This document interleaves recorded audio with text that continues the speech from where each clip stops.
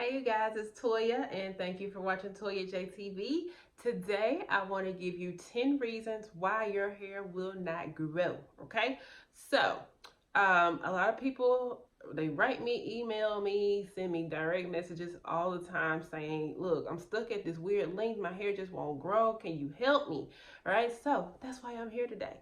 I'm going to give you 10 reasons why your hair won't grow. Now, disclaimer, your hair is always growing, okay?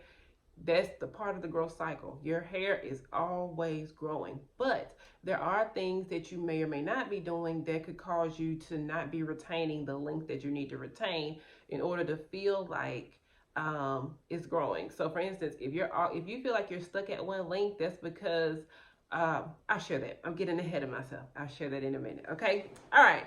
So let's jump right in. Number one, not trimming. Okay, so if you do not trim your hair on a regularly scheduled basis, what will happen is as your ends split, because there's no way to stop your ends from splitting, it's just inevitable. There's no product out there that will eliminate split ends. That's just the way it is. Okay, so if you do not trim your ends immediately when they first start splitting, then you're allowing that split hair to continue to split up the shaft because it starts at the bottom. And if you don't catch it, it will keep on going. Okay? Started at the bottom, now we here. You don't want to be started at the bottom, now we here. And you got to get the bottom. Okay? You want to be started at the bottom, now we just like right there. Okay? So the way to avoid it splitting too much is by keeping a regular schedule. Keep a regular trim schedule. I recommend trimming every 3 months. I tell my clients trim every 3 months. However, when they're coming on a regular basis, I'm constantly looking. Like I know the ones that do a good job of taking care of their hair at home, so I really don't have to keep a heavy eye on them. But there's certain ones that are not doing right when they go home. And I'm like, okay, you can't go 3 months without trimming. You need to go ahead and get yours now. So if you do not trim on a regular basis, what's going to happen is you're not going to be able to retain as much length as you want. And then as a result, you're going to have to get more hair cut. And you're going to feel like your hair isn't growing. Well, your hair is growing. It's just that you are not keeping the length. Okay, so when your hair grows, it's important, if you want to retain that length, to keep your ends trimmed on a regular basis. Don't be afraid of a trim, especially if you have not had a trim in a long time. You need to let the stylist have their way. Okay, let them get all of the ends trimmed off. Don't tell them to dust your ends, baby trim, whatever terminology that you use to signify cutting this much when you need this much cut. Don't do it, because if you cut this much and you need this much cut, your ends are going to continue to split. And then, then you want to blame her for not cutting enough and your hair ain't growing. We don't want to go. Just let them, especially when it's been years since you have not had a trim, be prepared to get a lot cut, okay? And then let them have their way. And then from that point, that's your starting point. Then from that point, you want to keep a schedule. And from that point, you should only be able to cut just a teeny tiny bit. But if it's been years, because I have clients that come to me all the time, and and I ask them, when was your last trim? The last time you did it? Okay, you haven't been here since 2 years. I know, girl, I just don't do that, okay? Keep your ends trimmed, and that way you can retain your length. Number two, reason why your hair is not growing. You're using bad hair products. Yes, there is a such thing as bad hair products, okay? All those cheap products that you find on the bottom shelf, in the middle shelf, that's like $2 and $1 and 50 cents for this, and okay, they're cheap for a reason, simply because it's almost like healthy food and unhealthy food. You can go get a 4 for 4. It'll fill you up, but that's not healthy for you. A hamburger, french fries, I'm talking about at Wendy's, chicken nuggets, large drink, but that's not healthy. The cheap food always costs less, okay? The cheap ingredients for hair always cost less. So, they're not going to be charging you $25, $30 for a shampoo that they only paid some pennies for. okay? The cheap ingredients cost less. So be mindful of products that are dirt cheap. They're that way for a reason. The By L. Jones products, I try to keep the prices down as much as I can, but the ingredients cost a lot of money. The good ingredients, and I take pride and quality in the ingredients I use. You know how y'all always like, oh my God, your hair is growing. Oh, it looks so healthy. Oh, how it moves like that, how it bounces like that. You know, it's the ingredients in the products, okay? So you want to use good quality products, no sulfates. Sulfates strip your hair. They strip it, everything completely bare, okay? They leave it dry, brittle. No salt, no parabens. Parabens have cancer-causing agents in them. If you use them over time, it can potentially, it hasn't really been proven that it can, but there is a chance. So why even take the chance? No parabens, okay? You don't want any form of sodium hydroxide. Sometimes they put sodium hydroxide in shampoos. Sodium hydroxide is the product that is in relaxers that's used to get the hair straight, but sometimes it can be used in shampoos as like a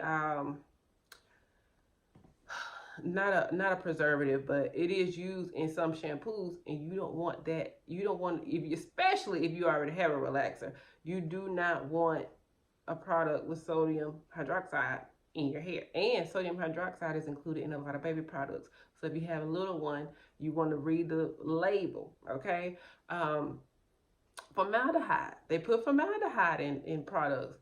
You got to read your labels. And then they put some agents in there that it may not be straight up formaldehyde, but it's a releaser. So basically, after you use it, once it's released into your hair and into the atmosphere, then it turns into formaldehyde. So all these ingredients are very, very, very harsh on. They're harsh chemicals, period. So what do you think they're gonna do to your hair, especially when you're using them over an extended period of time? You're gonna notice that your hair is not doing what you want it to do. It's not moving the way you want it to move. You're wondering why your hair is always dry, you know, and if you keep using that, you're gonna see a significant difference in your hair. So you want to use good quality products like By L. Jones products, okay?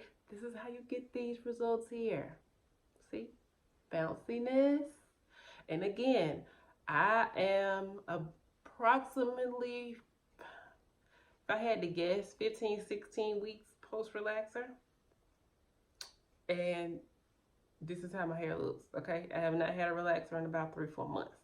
So, good quality products will help your hair to grow longer and faster. Number 3, too much heat. And when I say too much, I mean the frequency, okay? So it is not okay to flat iron your hair every day. It's not okay to flat iron your hair every other day or every time you unwrap your hair. Oh, and this piece just needs a little bump. Oh, and this piece. No, once a week or less. So that means you should not be putting any more heat. When you shampoo your hair for the week, you should not be putting any more heat on your hair until the next 7 days or longer. Okay, so the next week when you shampoo your hair, you can do a roller set, or you can do something that doesn't require heat. Okay, but if you are constantly putting heat in your hair, you're going to notice that your hair is becoming damaged. So I did use heat to get this look, but before this, I had not used, okay, I did use heat the last week too. Don't make me lie. But before that, it had been like 2 months since I've used heat in my hair, okay? So you want to keep a record of how much you're using heat. Heat can be your friend. It can give you great results. But when you're continuing to do it every single day, it's not gonna end well for your hair. Number 4, not wrapping your hair. When you do not wrap your hair, basically what it does is it causes your ends to split faster, in a nutshell. And we talked about not trimming the ends on a regular basis, but if you do not wrap your hair and your ends are splitting faster, then it's going to make you have to cut more. You're not going to be able to go 3 months like I recommended. You're going to have to get a trim a lot more often.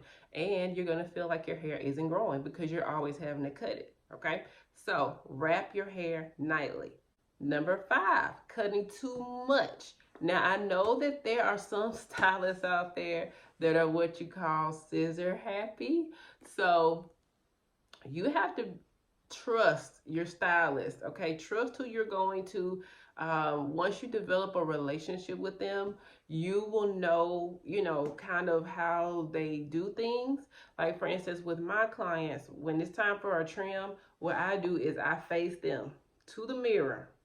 So just like I'm looking at you right now, I face them to the mirror and I say, look, this is how much I need to cut. Or I may say, this is how much I need to cut. But if I only need to cut this much, I'm not cutting this much. But if you're not really comfortable with this person, or if you've never had a trim by the person before, then you want to see what's going on. Don't be surprised when you get up from the chair, okay? You wanna say, hey, do you mind if I watch? You don't have to be ugly about it. Just say, hey, do you mind if I can see what's going on? Because you've never trimmed my hair before. I'm a little nervous about it. I just want to see, how can you show me how much needs to come off first? Have an open form of communication with your stylist. Like, again, my clients don't have to do that because I automatically do it, because I know how people are, and I know how some people can get uncomfortable. Now, some clients, I'm like, look, just let me do me. But a lot of clients, I'll say, look, this is how much needs to get cut off. Are you comfortable with that? If they say no, then I won't cut that. But I make sure to let them know your ends are going to continue to split. If you don't get them all off, they're going to continue. And but when you come to me again, you're going to have to get some more cuts. So you might as well just go ahead and stop the bleeding now. So, but if you, and then also, I like my hair a certain length. Like this right here, this is really too long for me, okay? I prefer my hair up here. So when I trim, I may have a tendency to trim a little bit more than I need to, just because I like my hair a certain length. Like, a lot of y'all are like, let your hair grow. Let it get waist length, bra strap length, tailbone length. I'm not doing that because, number one, I'm in Alabama. It's pretty much always hot here, okay? So I ain't got time for all that hot hair. I don't. And plus my hair is thick and I do my own hair. I'm already feeling like when I'm flat ironing, I'm coming like this. That's just too much, okay? But the more you cut, if you cut more than you need to, you're either gonna feel like you're stuck at the same length, or you're gonna feel like your hair is not growing. But it's just that you keep cutting more hair. So cut less hair and retain more length if you want it to grow. Number 6 is almost too much heat, but instead of frequency, I'm meaning the temperature. So really having the heat tool too high. Now, I sell flat irons on the By L. Jones line called Toy, a Toy Primo flat iron. That flat iron goes up to 480 degrees. Now, there are certain hair types that I use 480 degrees on. Then there's other hair types I only use it at 375 degrees. It really just depends. That's why it's very important to get a flat iron with a temperature gauge that you can change. So if there's somebody that has very thin hair, very fine hair, I'm not going to use 480 degrees on that person, because that will burn their hair out, okay? So you want to use the lowest amount of heat that is effective.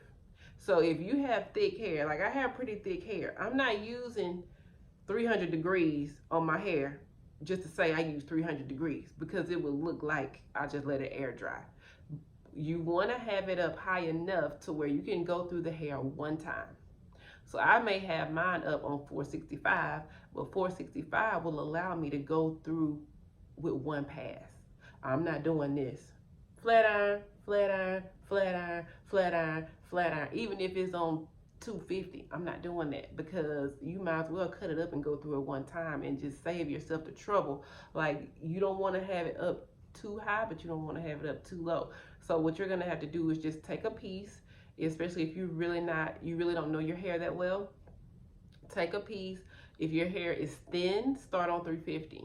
If when you flat out on 350, it does nothing, like you really don't see a difference, go up like 10 degrees. Go up in increments of 10 degrees. If you have very thick hair, you can start on 400, 420. Okay, and then you may need to go up to 450. And then you need to take thin sections of hair. You have to be very, very, very patient, especially if you have thick hair and you're flat ironing it. You have to be very patient. You cannot take a section this thick and think that it's gonna flat iron your hair straight, because as soon as you walk out the door, it's gonna pop back up. All right, so do not cut the heating tools up too high. Number 7, getting relaxers too often. If you have relaxed hair, I, as many of you know, recommend getting relaxers every 16 weeks. That's only 3 times a year, every 4 months. If you're getting a relaxer, because one girl said, I get a relaxer every 3 weeks, but I have very, very short hair. Okay, so I'm going to tell you, people with very short hair, and I mean like pixie cut short, like Halle Berry, Toni Braxton back in the day short. If you have hair that's short, then you can get away with getting a relaxer sooner, simply because any part that's getting damaged, you're constantly cutting that part off. However, my only issue with that is the exposure, because you don't want to expose yourself to the chemical too often. So I still would say every 3 weeks is too soon.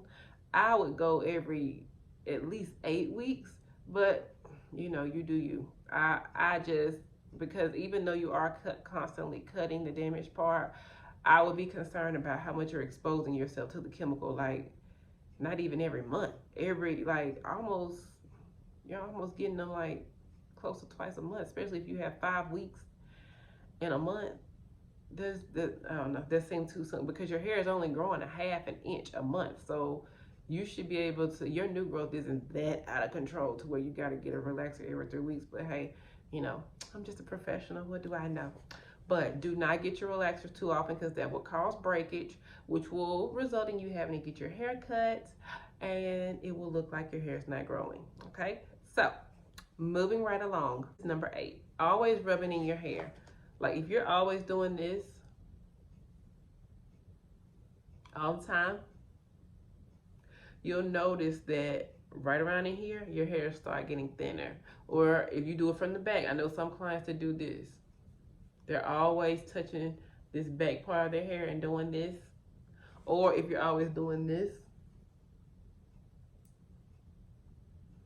like you have a habit, notice, pick up on it. The next time you touch your hair, if you always feel like, you know, because you may not know you're doing it, but you're always doing this or this, over time, you will notice that very area getting thinner and thinner. You're like, I don't understand. Like, why is my hair, you know, why is it getting thin right there? You can do that. Stop. Just keep your hands out. Stop doing this all the time. It's pretty. We know your hair pretty, okay? You don't have to, just leave it alone. Leave it alone. Let it do its thing, because you will notice that it starts thinning right there, and then you're going to want to cut it, because you're going to be like, oh, it's so thin. I need to cut it so it can, and then you're going to feel like your hair is not growing, okay? So stop rubbing in your hair all the time. Number 9 is avoiding deep conditioners, okay? I like to deep condition just about weekly, especially when I know I'm putting heat on my hair, I'm going deep condition, okay? Deep conditioning, especially when you have relaxed hair, your relaxed hair, you want to keep it moisturized. You want to keep it elastic. So that means making it, you know, having movement in it. And a deep conditioner actually penetrates your follicle and gets in your hair from the inside. So you want to always deep condition, because especially even if you don't have a relaxer but you just have color, any chemical, deep conditioning is very important. And lucky for you, I have deep conditioners on the By L Jones line. I have the Intense Moisturizing Treatment, which is just moisture only. And then I have the Reconstructive Creamy Custard, which is moisture and protein. So if your hair is damaged, if your hair is dry, you want to get the Intense Moisturizing Treatment. If it's dry and it's breaking off, then you want to get the Creamy Custard Reconstructive Treatment.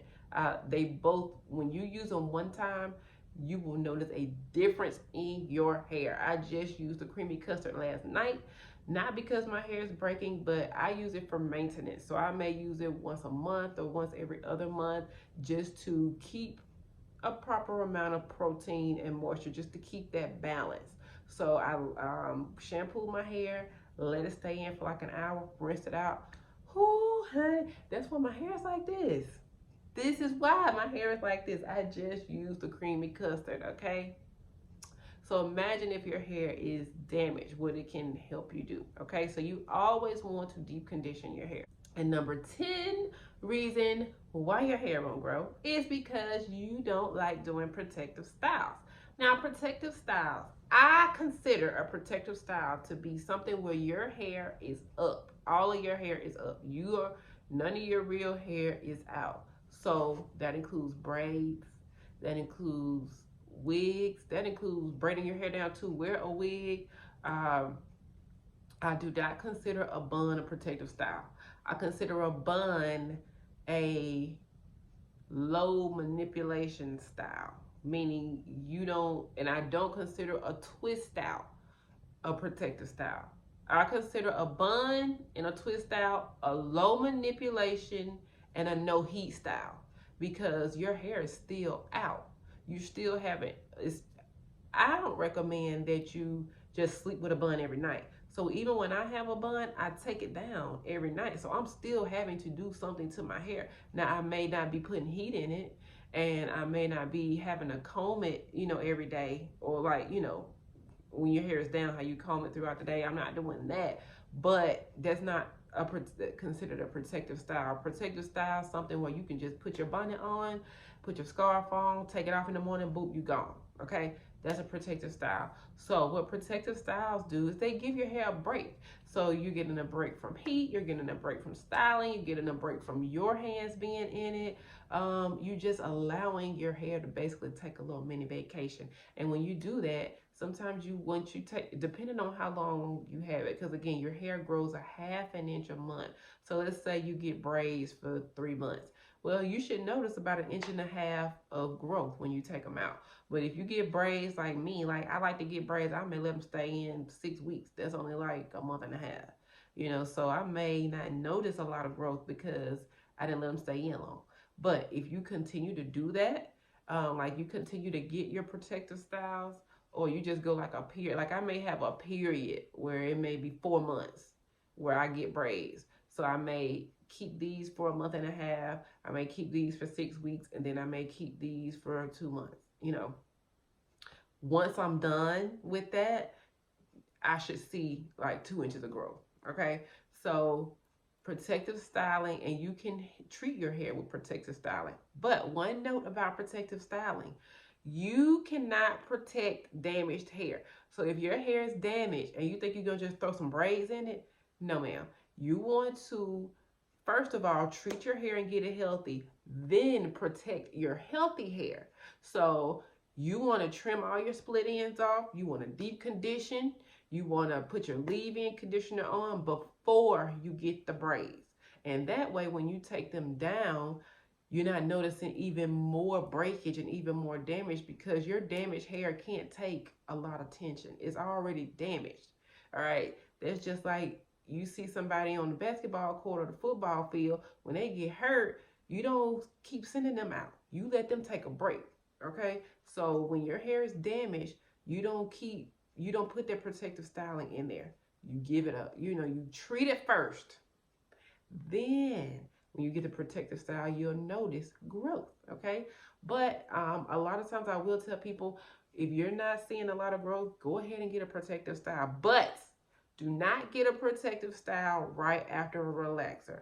Wait about 2 months 3 months, like almost when it's time for you to get a relaxer, then go ahead and get a protective style, because freshly relaxed hair cannot handle a lot of tension. That's when it's its most fragile state, because you just got that chemical service.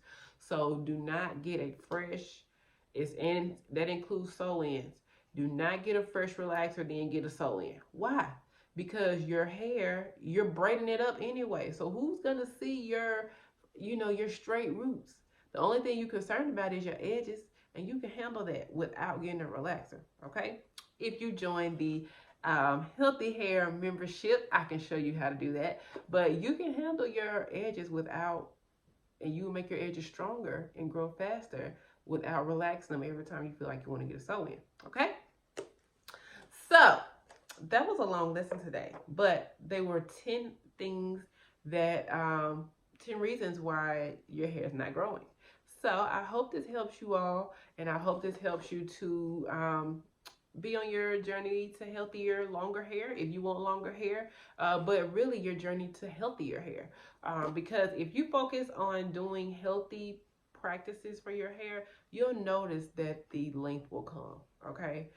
Is a product of a healthy hair regimen. You'll notice that the length will come, as long as you don't keep cutting it like me. Now I did do a trim, but I did just a trim. I didn't cut this one, because if it were up to me, I would have cut like back up to here. But we'll see. We'll see. I'm gonna let it grow to a certain length, and then I'm gonna go ahead and cut it again. But I want to thank you all for watching. And again, I mentioned the Healthy Hair membership. What that is on BioJonesAcademy.teachable.com. I have a lot of classes, hands-on, online classes that you can take if you want to learn how to do certain styles with your hair. But I also have a membership on there, which is basically an ongoing monthly thing. It's $14 a month, and it's basically like a Netflix for hair. I have several videos on there where you can go and learn all about how specifically to take care of your relaxed hair. So for instance, if I come on here and say you need to wrap your hair every night, well, on the Healthy Hair membership, I tell you how to wrap your hair, how to properly unwrap your hair. I give you details on how to do things on the membership, okay? So I hope you all join. Healthy Hair, BioJonesAcademy.teachable.com is how to get there. If not, I will see you all on the next video. So be sure to comment, like, and subscribe, and I will talk to you all later. Thank you for watching. Bye-bye.